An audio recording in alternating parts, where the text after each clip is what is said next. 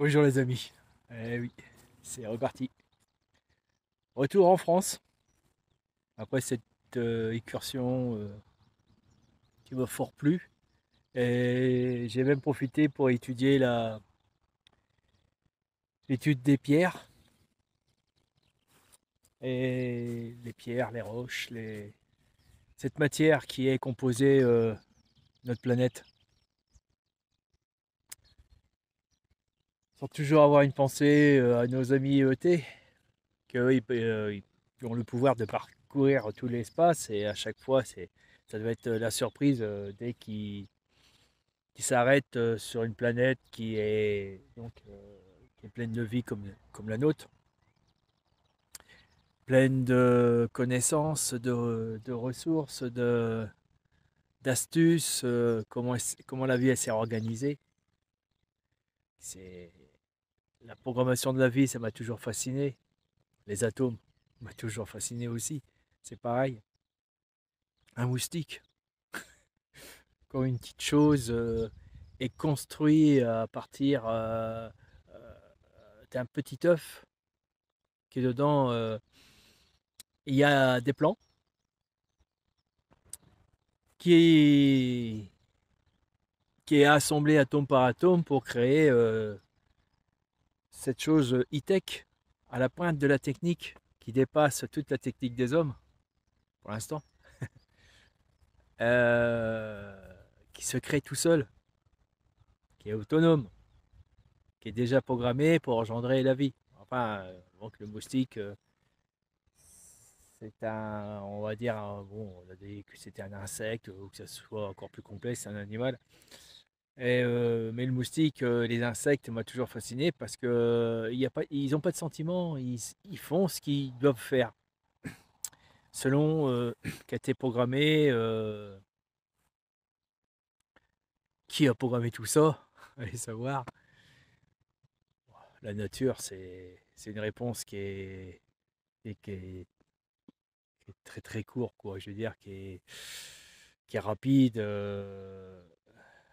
ça abrège le questionnement, la recherche. Voilà, c'est la nature qui a créé ça, c'est tout. Alors, dans les pierres, j'ai remarqué qu'il y avait beaucoup d'atomes, des atomes divers. Donc, je vous ferai voir. C'est juste pour vous donner une idée, hein. Je ne vous fais pas un cours, c'est une idée. Ça, c'est pour mesdames. Pour mes... Je sais pas comment on dit ça, ceux qui regardent YouTubeurs. Non, ceux qui regardent les vidéos sur YouTube. Ça doit avoir un nom. C'est pas des téléspectateurs. Téléspectateurs, c'est télé. Enfin bon, c'est pour vous, mesdames. Regardez. Magnifique, hein? En gros plan. Ça, c'est manque de lumière, j'ai l'impression. Voilà. Donc, ce qui m'a fasciné dans les atomes des pierres, c'est qu'il y a, par exemple, alors, comment il s'appelle? Le magnésium. Le magnésium, la nature, elle utilise le magnésium pour les feuilles, alors, si je ne me trompe pas. Donc, bon, je ne vais pas cueillir. Je vais chercher une feuille, n'importe lequel. Bon, on va prendre ça, hein. On va descendre une feuille aussi. Voilà. Attendez. Voilà. Cette feuille-là. Dessus, il y a du magnésium qui est utilisé pour capter l'énergie du soleil. Et de là, il y a tout un tas de chimie pour emprisonner le CO2 qui est contenu dans l'air. Et après, ce CO2 qui est à l'état de gaz, elle va le compacter pour faire un état solide pour aider pour la pousse de cette plante. Il y a tout un tas de programmations, ceux qui ont fait de la programmation, du basique, du langage machine, du Pascal, Pascal++, et puis plein de trucs comme ça. C'est ça qui me fascine, ça m'a toujours fasciné, parce que j'ai fait de la programmation sur assembleur. Arduino. Alors, Arduino, c'est génial parce que là, vous avez toutes sortes de cartes qui utilisent des microprocesseurs, plusieurs sortes de microprocesseurs, plusieurs familles de microprocesseurs. C'est vraiment, là, c'est l'éclate, hein. Franchement, moi, ça m'a toujours passionné. Capteur de température. Je vais cueillir une cuillère. J'aime pas tellement parce que c'est, j'aime pas faire du mal à la nature. Je le ferai si c'est pour manger, si c'est nécessaire, mais bon, alors c'est nécessaire, c'est pour apprendre, ça. Donc dessus, il y a toute une organisation et quand je programmais sur Arduino et je me suis dit, voilà, sur Arduino, il y a capteur de température, là aussi. Dedans, il y a des capteurs de température. Capteur d'humidité, là aussi, il y a des capteurs d'humidité. Qu'est-ce qu'il peut encore avoir? De pression, des capteurs de pression. Vu que j'ai tiré sur la plante, elle sait que j'ai tiré dessus. Elle sent la pression de mes doigts. Même j'ai un peu écrasé les tubes. Parce que là, l'intérieur, c'est comme un petit tube où il circule une sève. Et qu'est-ce qu'il y a encore? Bah, pour faire circuler les sèves, il y a des pompes. Il y a aussi des capteurs de débit. Hein, vous voyez? Pour envoyer la bonne quantité. Qu'est-ce qu'il y a encore? Quoi, c'est pas des capteurs, c'est plutôt des contrôleurs de débit, je dirais plutôt. Qu'est-ce qu'il peut encore avoir encore? Il y a encore des choses que... Des capteurs de pression atmosphérique. Oula. Ça, c'est pas mal. Qu'est-ce qu'il y a encore? Il peut avoir aussi capteur de lumière. Oui, bah oui, elle capte les photons. C'est quand le soleil chauffe à travers elle. Capteur infrarouge. Capteur UV. C'est dingue, hein? Et tout ça, vous voyez, on devrait s'inspirer ce qu'elle fait. D'ailleurs, certains savants le font. Scientifiques, quand ils font des recherches. On dit toujours, entre parenthèses, une fois mon frère m'avait dit, enfin c'est-à-dire qu'il m'a répondu à une réflexion que j'avais eue. J'ai dit, tu vois, regarde, le monsieur a inventé ça. Et mon frère, il me dit, non, non, il dit, ça n'existe pas l'invention. On découvre. Parce que quelque part dans l'univers, il y a quelqu'un ou tout un système de vie l'a déjà fait, l'a fait. Donc, en fin de compte, nous, on découvre ce qui a déjà été fait. Qu'on invente, faut être fort. C'est pas possible. Donc, c'est ça le truc. Nous, les hommes, on doit toujours apprendre, étudier et découvrir. De ce fait, c'est ce qui va former notre cerveau, nous rendre plus intelligents. Eh oui. Et si on suit les attraits philosophiques, des bonnes philosophies, moi ma philosophie, vous savez ce que je fais, bon, j'ai pas, qui apporte une autre forme une forme de sagesse qui se complète avec l'intelligence. Si vous avez les deux, là vous pouvez aller très très loin. Si vous êtes que intelligent, ça va être difficile pour le reste.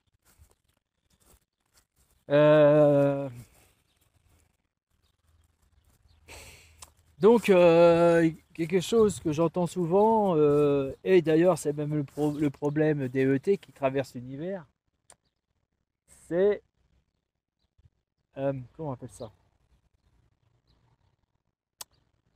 On appelle ça transformer les déchets, récupérer la matière. Quand c'est usé, quand il y a un moteur usé, quand il y a une pile usée, une pile pour mettre dans votre télécommande de télé, on jette. C'est la plus grande erreur de l'humanité. Bon, faut dire qu'on était obligé de passer dans ce passage là, Mais moi, je pense que maintenant, on a tellement évolué qu'il faudrait repenser à récupérer ce qu'on jette. Et ça, je voulais vous faire voir. Et c'est là que c'est vachement important parce que, à mon avis, les amis ET, eux, ils ont déjà prévu cette chose. Parce que s'ils traversent le cosmos avec un vaisseau, ils jettent rien. C'est réemployé. Ou c'est démonté pour mieux remonter si c'est usé.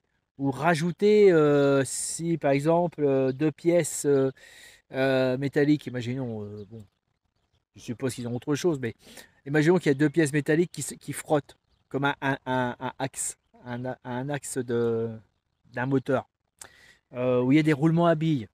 Certains connaissent les roulements à billes pour faire monter sur des paliers, euh, des roulettes, on va dire, voilà. Ça, vous connaissez les roulettes qu'on met sous les meubles. À force, ça s'use. Et quand ça s'use, ben, nous, on jette. Mais les ET, s'ils ont des pièces comme ça, bah, ils jettent pas, ils rajoutent la matière qui a été enlevée. C'est tout. En récupérant la matière qui a été réduite en poussière. Euh, en, des, des particules. Ou molécules. Molécules, c'est ça. Bon. Alors de ce fait, ouais. Et je pense que c'est le plus grand défi qu'on doit relever ici sur notre Terre. C'est même le défi prioritaire, je dis bien prioritaire, qu'on doit mettre en premier en devant. Hein, autre que qu'autre chose. Et je fais appel, pardon, à des gens peut-être qui verront cette vidéo et qui ont beaucoup de pouvoir parce que euh, ils ont de l'argent, ils savent utiliser l'argent, ils investissent, ils ont peut-être des milliards. Et s'ils arrivent à relever le défi, bah, à vous rendez compte, bah, ils seront plus riches, et tant mieux, puisqu'ils ont relevé le défi. Et à partir de là, on irait à la chasse des anciens trous à ordures qui a été enseveli en dessous, là où je vous montre là, la terre. Vous n'avez aucune idée ce qu'il y avait en dessous avant. Hein, il y avait une immense décharge là-dessous. Ouais, qui a été rebouchée. Et après, ils ont mis de la bonne terre pour créer des champs. Mais en dessous, vous avez des voitures des années 50, des années 60, des machines à laver, des vieilles télés des années 50, peut-être même jusqu'à des années 70, des piles, parce que tout se jetait. Hein. Ça, j'ai connu ça quand j'étais ado, petit et ado. Vous ne pouvez pas imaginer tout ce que nos, nos pères, ou vos grands-pères, si vous êtes plus jeunes, ont jeté des produits chimiques hallucinants, des choses terriblement dangereuses. Partout en Picardie. Même c'est peut-être même dans le sud de la France. Et ici, il y a des endroits, il y a des trous ordures incroyables. Alors ce qui est marrant, c'est ce que je vais vous expliquer, c'est que quand des produits sont toxiques, hyper dangereux, cancérigènes, ce sont des assemblages. Vous désassemblez et ça vient un produit neutre, sans problème. Il suffit que vous enlevez quelques hydrogènes, un peu de carbone, pop, pop, et hop, terminé, plus de danger. Vous voyez? Mais donc, je disais que le jour où ils trouveront le moyen de désassembler tous les ordures qui ont été jetées, inutilisées, pour refaire de la matière première, bah, comme je vous dis, ça va être la course. Ils vont essayer de rechercher des anciens trous ordures où il y a, je sais pas, des millions de tonnes de déchets qui sont sous la terre. Voilà, on va les récupérer, même jusqu'aux produits chimiques. Oui, oui. C'est ça le défi. C'est ça qu'on doit faire sur cette terre. Et on doit le faire. Et pourquoi? Pour deux raisons. Sauver notre peau et celle de nos enfants. Et aussi qui va nous servir à exploiter l'espace. Et parce que le jour qu'on va partir dans des vaisseaux, il est hors de question de fabriquer des déchets qu'on jetterait dans l'espace. Parce que si les déchets partent dans l'espace, on perd de la matière. Si on perd de la matière, le vaisseau s'appauvrit. Voilà. Il faut vraiment le faire, quoi, je veux dire. Donc je fais appel à tous aussi les jeunes ingénieurs, si vous regardez cette vidéo, si vous êtes passionné des ovnis, parce que, en fin de compte, ce qui est très intéressant dans les ovnis, comme disait Jean-Pierre Petit, c'est un miroir, les ovnis. Parce que ils viennent, ils apparaissent, ils laissent du... Tiens, ça serait bien s'ils pouvaient apparaître. Eh, parce que c'est ici qu'ils ont apparu, hein, celle que je vous ai racontée. C'est le moment, hein, si vous pouvez présenter, moi ça me ferait des pouces. Et puis ça, ma vidéo serait plus intéressante. Oh, je vois des trucs passer, mais non, c'est mes yeux, ils sont usés. Ah. Ah, ils sont venus une fois, peut-être par accident, peut-être pas pour ma pomme. Donc les ovnis, c'est un miroir parce que ça nous oblige de penser autrement. Parce que eux, s'ils peuvent le faire, nous, on pourra le faire. Mais pour le faire, quels sont les défis, les problèmes qu'on va rencontrer? C'est-à-dire, c'est pas qu'une fois qu'on construit un vaisseau puis qu'on le lance dans l'espace qu'on s'aperçoit, ah oui, bah, j'ai oublié, qu'est-ce que je peux oublier? Un bidon d'huile, des pièces de rechange, ma caisse à outils. Enfin, c'est bon, une image, voilà, brossée vite fait. Et donc, il faut qu'on prépare la chose. Et donc, forcément, grâce aux ovnis, ils nous font réfléchir. C'est ça le truc. Peut-être qu'en fin de compte, quand ils apparaissent comme ça, c'est pour nous obliger à réfléchir. Vous voyez? Ils nous font voir autre chose. Alors donc, je reviens. Donc, la priorité des priorités, et j'adresse aux jeunes ingénieurs, que vous regardez ça, que bientôt vous serez ingénieur qualifié ou des choses comme ça. Je vous demande d'avoir la mission, entre parenthèses, vous aurez votre métier, mais entre deux, si vous avez un petit peu de temps, de chercher le moyen de convertir tous les déchets. De se dire qu'en fin de compte, les déchets, ça n'existe plus. Ce sont des choses qu'on n'a pas besoin, qu'on a mis là, mais qu'on peut transformer pour faire autre chose. Circuit fermé. Voilà.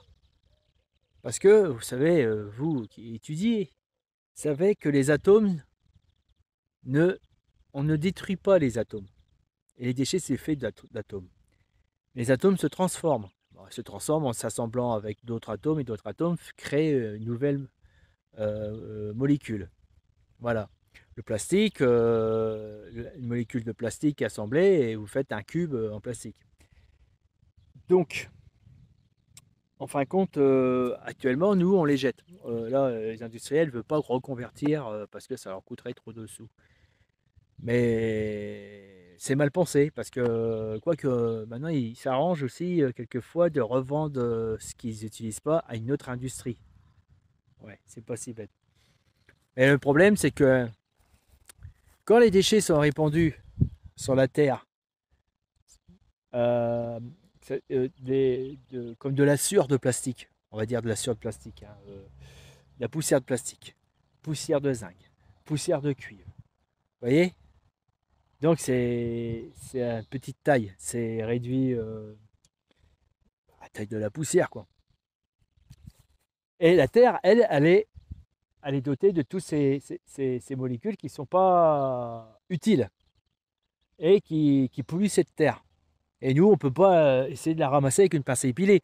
Une fois que c'est répandu sur toute la colline, là, c'est impossible. Donc il faut trouver quelque chose qui aille les chercher. Voilà. Donc il y a peut-être des tas de dispositifs. Une fois j'ai entendu qu'ils avaient semé de la luzerne, je ne sais plus où c'était, en Turquie, pour récupérer du zinc. Bah ouais. Et ils fauchaient la luzerne et ils l'incinéraient. Et l'incinérant, et ils ont récupéré des molécules de zinc et après ils l'ont compacté pour sortir du zinc. Bah, bravo. Donc il y a peut-être des possibilités. Alors je vais vous faire voir quelque chose. Attendez. Je mets sur pause. Voilà, alors je vous présente le tableau périodique, euh, périodique des éléments chimiques. Alors ce sont les atomes, alors ça vous connaissez, vous avez été à l'école. Et moi j'ai toujours comparé ça, enfin, ah bah il n'y a plus rien, formidable, attendez. Donc moi j'ai toujours comparé ça à... Bien, ça marche. Comparer ça, est-ce que vous voyez là, à des Lego. Là, vous avez un Lego qui peut représenter ce morceau de détritus que j'ai ramassé sur la route à l'instant. On va le mettre là. Ok. Ça, vous connaissez. On va le mettre ici. Ce Lego là. Et ça, un morceau d'écorce. Ce grain d'herbe que j'ai cueilli. Un morceau de filet en plastique. Ça va être un morceau de moustiquaire. Bon, on va présenter avec ce Lego là. Tac tac, voilà. Ouais, bon, il y a le reste. Donc nous, dans notre société actuelle, ce qu'on fait, c'est qu'on les broie. On les serre, on fait des blocs pour faire soit pour l'emballage, comme les cartons qu'ils récupéraient, quand ils récupèrent et puis qu'ils font un autre carton, mais quand vous regardez bien, il y a des morceaux d'alu dedans, vous voyez que c'est du carton recyclé. Ça, le plastique, c'est pareil, ils mélangent à tous les plastiques pour reformer un autre plastique, mais vu qu'ils ont mélangé d'autres plastiques différents, ça fait que ce plastique-là, il est hyper fragile, il casse très facilement. Donc c'est ce qu'on fait actuellement. Le recyclage, pour l'instant, bon, c'est bien ce qu'ils font, mais c'est pas au point.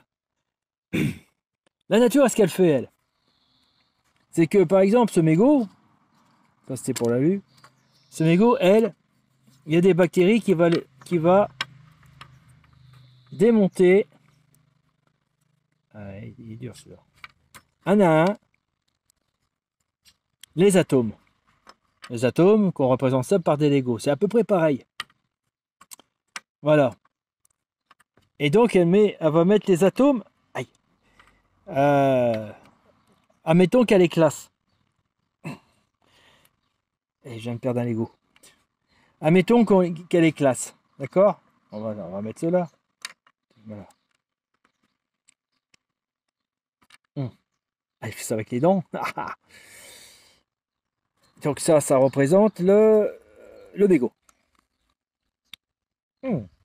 J'ai perdu une dent. Ça va être génial. Voilà.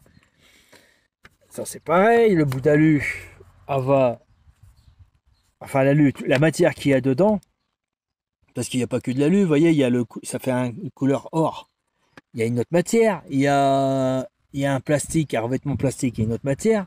Disons que l'alu, elle est pure. L'atome d'alu, voilà, il n'y a pas 36. C'est pas un assemblage de plusieurs chimies. C'est l'atome en elle-même qui peut s'assembler en elle-même. Donc, voilà, on va faire ça. Ah merde, je viens de décrocher des morceaux d'alu là. Et je démonte. Voilà, voilà. Donc ça représente ce morceau, c'est cet alu là. La moustiquaire, c'est pareil. On va démonter. Alors, imaginons. Le plastique, je me rappelle plus la formule du plastique, mais je crois que c'est disons que c'est un polystyrène. C'est des atomes d'hydrogène avec des atomes de carbone. Alors, le noir, c'est carbone, et le vert, c'est l'hydrogène. Hein, ok? On va dire ça comme ça. Hein. Là, dans le cuivre, il y a un petit peu dans le cuivre. Dans l'alu, là, dans le morceau d'alu, il y a un petit peu de cuivre. Voilà. Et là, il y a un atome de soufre, 2 atomes de carbone, puis voilà, et un petit morceau d'hydrogène. Alors, Le petit rond représente un atome d'hydrogène pour un volume de temps, pour un volume de temps et un volume de temps. Voilà, ok. Le mégot, c'est pareil. Là, dans le mégot, il y a de l'oxygène, le bleu. Le jaune, j'ai dit que c'était du soufre. Et celui-là, eh ben, 4 atomes d'hydrogène. Enfin bon, on s'en fiche. Donc, la nature, elle décompose à la taille atomique. C'est ce qu'elle fera pour l'écorce. Ce qu'elle fera pour le brin d'herbe. Dans le brin d'herbe, vous avez peut-être, donc c'est de la cellulose, je ne sais plus, ça doit être de l'hydrogène, du carbone. Qu'est-ce qu'il y a encore? Je ne me rappelle plus. C'est à peu près pareil. Donc ce qu'elle contient là, et là, et dans cet emballage-là, et dans ce mégot-là, ce qui fait la différence, c'est l'assemblage qui est diversifié. Bon, alors je ne vous fais pas un cours, hein, c'est une idée que je vous donne. Donc, moi, à mon avis, je reviens ici, le boulot qui est fait dans la nature, eh ben, c'est des bactéries qui ne demandent rien, qui se débrouillent tout seuls, et qui, je ne sais pas pourquoi, mais pour qu'elles fonctionnent, elles trouvent intérêt de trouver ces aliments quelque part, c'est ça quoi. Elles s'alimentent en démontant ce morceau de bois ou ce brin d'herbe pour le transformer avec le déchet, d'après, on appelle ça une digestion. Disons qu'ils ont un estomac, mais c'est pas tout à fait un estomac. C'est quelque chose qui démonte à l'intérieur d'elle pour tirer ce qu'elle a besoin et rejeter ce qu'elle n'a pas besoin. En fin de compte, c'est ça le truc. Là, nous, on n'a pas encore inventé ce système qui démonte si profondément. Vous voyez? Pourquoi pas aussi si on inventait un système qui pourrait démonter une voiture et à démontrer le fer pour réduire en atomes de fer, pour rassembler sans fusion, sans feu, sans chimie. Vous voyez? Donc c'est ça le défi qu'on devrait relever. C'est qu'on fait la même chose que la nature a fait. Et après, une fois qu'on a démonté tous ces atomes, et si on a besoin, je ne sais pas moi, un alu plus dur. Attends. Il y a de l'alu pur et il y a de l'alu. Ah oui, en fait, j'ai dit que c'était de l'alu, ça. Ouais. Et ben bon, ok. Et donc, si on veut fabriquer un alu plus solide, donc on pourrait mélanger avec des atomes qu'on a récupérés. Et si on met, et hop, on assemble. Donc, il y aurait un autre système qu'on va créer et on assemblerait. Voilà. Voyons, pour faire que ça soit équitable. Tac, tac. On assemblerait les atomes pour créer une nouvelle matière ou directement la pièce qu'on voudrait dans notre... imaginons qu'on a un vaisseau spatial et tout se transforme, tout se récupère, tout se réutilise. Voilà. En fin de compte, ce que je veux expliquer, quand on jette un vieux vélo ou quand on jette un vieux pneu, on dit c'est usé, c'est foutu. Non, c'est pas foutu. Parce que elle contient de l'atome et l'atome qui est à l'intérieur, elle ne s'use pas. Elle ne bougera jamais. C'est ça le truc. Vous voyez ce que je veux dire? Et donc le plus gros défi de notre siècle, je pense que c'est même la priorité des priorités, parce qu'à ce moment-là, si on arrive à faire ça, on fera du stockage, mais on va courir à travers les mers et les déserts pour récupérer tout ce qu'on a jeté, pour transformer ça en matière. Et bien sûr, ces systèmes, on vit avec le système de l'argent, on n'y peut rien, il y a ça qui marche bien. Hein. Enfin ça, j'avais déjà fait des vidéos là-dessus. Donc les sociétés qui feraient ça, ils gagneraient de l'argent et en gagnant de l'argent, nous rendraient service. Voilà. Et imaginez qu'ils prennent de la terre du sol, voyez, et cette terre-là, elle met dans le système qui va rechercher ce qu'on a jeté, mais à la taille molécule. Voilà. Ce qu'il y a dans la terre qui n'a pas la place, qui n'a pas sa place, on l'enlèverait. Mais pas pour jeter, accumulé et revendu pour une autre société d'industrialisation. Mais alors, On dit que c'est du poison, que c'est quelque chose qu'il faut brûler, qu'il faut détruire, qu'il faut l'effacer, ça doit disparaître. Et là, c'est la première erreur. Rien ne doit disparaître. Ça a été pris par notre planète. Il faut simplement la contrôler, la retransformer et la rendre moins dangereuse, c'est tout. Puis la stocker, puis la réutiliser plus tard. Par exemple, alors voilà, c'est ça. Mais là, vous avez ce rocher-là qui vient de l'Espagne. Alors, c'est du basalte. Alors, dans le basalte, vous avez des atomes qui étaient polluants dans la cigarette. Hein. Imaginons qu'il y avait des atomes d'hydrogène dans la cigarette. Hein, ou du carbone aussi. Et qui a fabriqué ces cigarettes qui est polluant. C'est polluant, ça. Qu'est-ce qui est polluant sur cette planète? Ben, c'est parce que c'est une forme de programmation qu'on met qu'on met les atomes les uns sur les autres pour fabriquer cette cigarette. C'est là que ça devient toxique. C'est bizarre, mais c'est comme ça. Donc, parce que ça passe sa place dans la nature. La nature n'a pas prévu cette molécule-là ou autre. Mais sinon, c'est pas un polluant en réalité. Si vous démontez ça, cette cigarette, elle vient de là. C'est son départ. Cette roche, on peut la réduire en poudre avec une autre roche. Je ne sais pas ce que c'est cette roche-là. Elle est rouge, ou celle-ci, qui est pas mal. Vous réduisez ça en poudre, et mettez d'autres roches, et vous fabriquez de la terre végétale. Voilà. Qui peut être utilisée par les plantes. Donc, c'est ce que j'essaie de vous dire, qu'en fin de compte,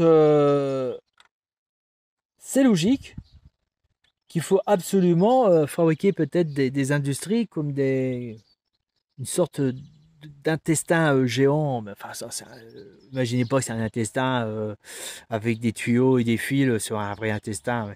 Mais c'est quelque chose, une machine, mais qui pourrait travailler à la taille d'atomes ou de molécules pour démonter tout ce qui est dangereux. Et à ce moment-là, c'est plus dangereux. Parce que quand c'est assemblé comme ça, c'est comme un code. C'est pareil, c'est un codage. Mais pas avec des chiffres, avec un crayon, un papier et une gomme qu'on fait ou qu'on tape sur un clavier d'ordinateur. Le codage est fait par des molécules. Si la molécule, comment elle est assemblée, ce cube qui est, j'avais dit c'était du carbone, mais je ne sais plus ce que c'est le bleu, l'oxygène. Je ne sais plus ce que j'avais dit. Il me semble que c'est de l'oxygène que j'avais dit. Ou de l'hydrogène, ou de l'oxygène. Alors, oxygène et du carbone. Donc c'est une matière solide. Et ce que je veux dire, il suffit que je rajoute un truc comme ça, voilà, tout simplement, un morceau de soufre. Le soufre en elle-même n'est pas trop dangereux, mais si je l'assemble comme ça, bah, ça peut tuer des millions de gens. À cause de ce codage. C'est tout bête. Alors qu'on peut les rendre inoffensifs. Donc les jeunes, vous qui travaillez à l'école, et que vous allez certainement plus tard être nos remplaçants, ça va être votre mission. Nettoyer la planète, et en nettoyant, vous faites de l'argent, et en nettoyant, vous innovez, et en plus de ça, vous préparez pour le jour qu'on pourra partir de cette planète dans un vaisseau, pour que dans ce vaisseau, on ne soit pas intoxiqué par nos ordures, que ça soit recyclé, que ça fasse une boucle. Donc, c'est une boucle continue. Si on perd pas, si on jette pas les ordures dans l'espace, donc on aura toujours de la matière, bien sûr, ou les gaz Et, donc c'est possible, hein. Tout ça c'est arrivé par des météores, des astéroïdes qui ont frappé notre planète. D'ailleurs notre planète c'était déjà, c'est à la base, au départ c'était un tout petit caillou dans l'espace qui s'est transformé en météore, puis en astéroïde, après en planète naine, et puis elle a grandi, dû à tous les Legos de l'espace qui est tombé sur elle. Et dans ces Lego, là, dans cette roche pure, là, celle-là, le mieux c'est le Gabbro, Gabbro, Gabbro, Gabon, Gabbro. Le Gabbro, c'est la roche la plus basique. C'est presque la roche de départ, mais il y a encore une autre. Dedans est remplie de calcium, de magnésium, de potassium, d'hydrogène, de l'oxygène, du silicium, il y a encore un autre, du bore, barium, barium. Après, bah, il y a du fer, il y a du cuivre, de l'étain. Pareil, c'est un Lego. Alors, tout ce que vous voyez quand vous allez à l'école, quand vous voyez les atomes, vous dites, monsieur, c'est pas les atomes, ce sont des Legos. Et là, le professeur, il dira, oh, c'est pas faux. C'est sûr qu'il va dire ça. Ça, c'est un Lego jaune. Ça, c'est un Lego, voilà. Et selon la nature, on peut dire que s'il y a quatre petits trous, c'est de l'hélium. S'il y a un trou, c'est de l'air. Voilà, bon, on peut dire ça aussi. On pourrait s'amuser à construire un jeu de ce style-là et puis s'amuser à construire avec les Lego, construire des molécules ou pourquoi pas construire une plante. Non, c'est fou, c'est la folie, là. C'est impossible. Bah, je veux dire, on peut symboliquement, on peut construire une plante, mais il y aurait des milliards de Lego. Donc, donc, ce que je veux dire, c'est ça, qu'il faut qu'on prenne conscience qu'en fin de compte, ça peut même vous rassurer, tout ce qui a été jeté pendant des années et des années peut être récupéré, recombiné et le ranger et mettre à sa place pour être réutilisé plus tard. Donc le recyclage actuel, c'est une bonne chose, mais elle n'est pas au point. Voilà, c'est ça. Donc avant d'occuper la Lune, avant de voyager, il faut s'occuper de cette chose-là. Moi, je vous donne l'idée, je suis incapable de dire comment ça doit marcher, mais je pense que c'est possible. Imaginez des camions qui prendraient là toutes les terres des champs du monde, ça sur des dizaines d'années, qui rentrent dans un tapis roulant d'une grande industrie et qui va prendre tout ce qui n'est pas à sa place. Est-ce que c'est possible de fabriquer une machine ou une intelligence artificielle qui va capter et prendre tous ces morceaux-là, mais pas avec de la chimie. Ou peut-être si, on peut mettre de la chimie, une chimie qui peut récupérer l'alu, une chimie qui récupère le cuivre. Voilà. Mais dans ce cas-là, il faut que cette chimie soit pas, une fois utilisée, qu'on la jette pas ou qu'on la brûle pas, faut pas que ça passe par les cheminées. Donc il faut que ce soit grandement pensé. Moi je pense que c'est possible. Et justement, j'ai vu qu'il y a beaucoup de chimistes, ce sont les filles. Et ça, c'est un peu votre qualité. Ça serait bien, ben, c'est que que vous vous associez avec des garçons pour la mécanique et les filles, trouvez-moi la bonne recette pour sauver notre peau. La vôtre, surtout la vôtre. Hein, parce que moi, voilà. D'un certain âge, voilà. Je vais peut-être pas vivre, si je vis 20 ans, c'est bien. Bon, on verra bien. Et puis la peau de vos futurs enfants. Voilà. Pour la rendre la terre la plus belle. Ça, c'est la première mission à effectuer. Après, la deuxième mission, bah, je vous en parlerai. On va dire mission numéro 1. Voilà. Est-ce que j'ai tout dit? Quand vous voyez toutes ces variétés de pierres avec selon les couleurs, et à chaque fois, il y a un Lego différent qui est sur le tableau périodique. Mais selon comment c'est assemblé, ça donne la pierre plus dure, plus molle, plus souple, résistant au feu, résistant au froid, résistant à la compression, ou l'inverse. Elle s'aplatit facilement, elle se désagrège au froid, mais à chaque fois, ça peut être un avantage dans la technique qui peut être employée pour nous. Donc, et surtout, n'oubliez pas aussi sauver notre peau, mais sauver la peau de tous les animaux qu'il faut préserver absolument le plus qu'on peut cette diversité naturelle qui disparaît à grands pas. Et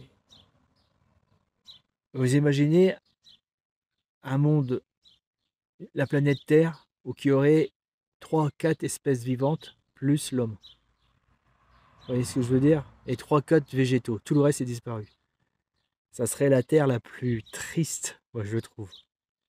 Enfin, peut-être ceux qui sont nés dedans, parce que ils sont habitués. Mais si on leur raconte qu'il y avait des girafes, des hippopotames, des crocodiles, des rhinocéros, du plancton, des bactéries, euh, des oiseaux, des insectes de toutes formes, ils se moqueront de nous, quoi. Ils nous prendront pour des fous.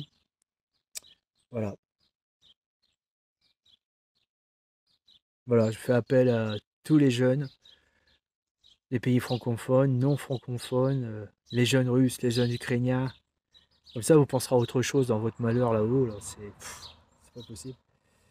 Puis, algériens, tunisiens, africains, tout le monde est concerné. On a besoin de tout le monde. Voilà. C'est ça le futur. Moi, je vois le futur comme ça. On va s'unir. Il y aura un jour plus qu'un monde des hommes, avec des traditions différentes, mais une grande amitié, une compassion immense, de l'amour avec nous tous, et un grand respect de la vie, un grand respect de nous tous aussi. Et à ce moment-là, je vous promets qu'on va se développer encore plus rapidement et la vie sera merveilleuse. Je dis pas qu'on des gens qui seront en ce moment, il y a peut-être des gens qui sont malades, qui sont en train de regarder la vidéo et je suis peiné, je pense aussi à vous. Peut-être à l'hôpital, vous regardez cette vidéo, ça vous fait plaisir, tant mieux si je peux vous faire plaisir.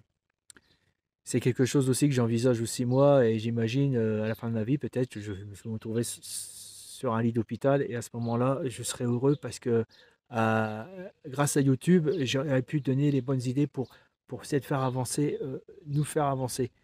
Le jour où je partirai avec un grand sourire et je vous ferai une vidéo avant de partir.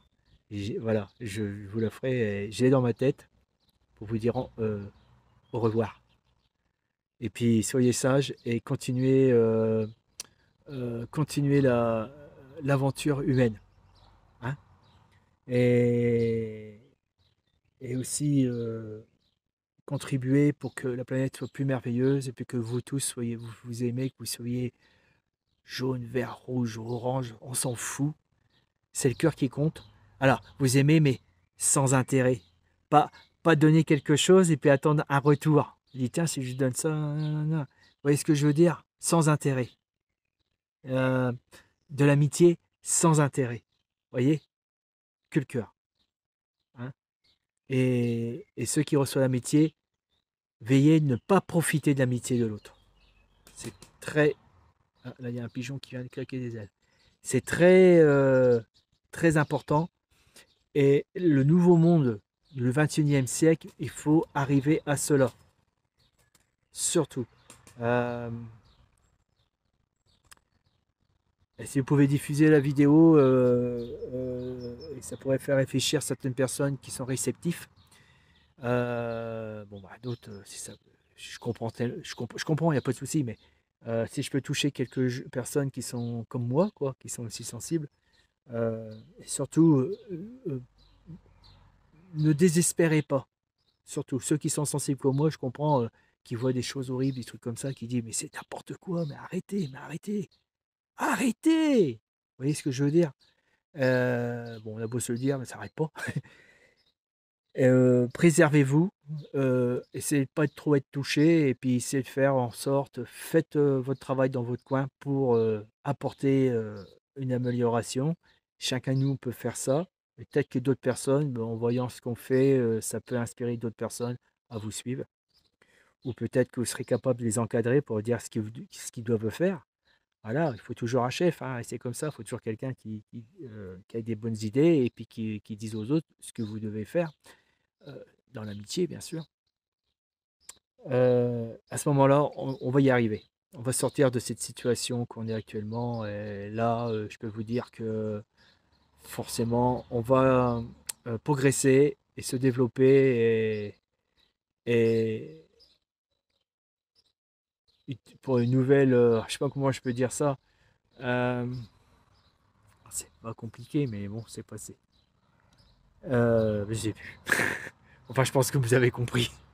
Ok. Je vais enlever ça, c'est énervant. Bon, bah écoutez, à bientôt. Et puis, il y aura peut-être d'autres excursions, je pense, dans d'autres pays. Ça, c'est fort possible. Chez une femme, c'est une voyageuse de fou. C'est une vraie folle. Mais tous les deux, on se complète sans problème. Et ouais, c'est une folle d'aventure. Elle est plus folle que moi. Si vous savez ce qu'elle avait fait, de la plongée, une motocross, c'est dingue. C'est quand vous voyez une femme, bon, bah, elle a à peu près une cinquantaine d'années, moi j'en ai 57, vous pouvez pas penser ce qu'elle a fait. Voilà. Comme je vous dis que les femmes, c'est des sacrées aventurières, c'est les plus ambitieuses. Ouais, voilà. Allez, je vous embrasse tous, à bientôt, et puis réfléchissez à ce que je vous ai dit, et vous prenez pas trop la tête, hein. Allez, bye.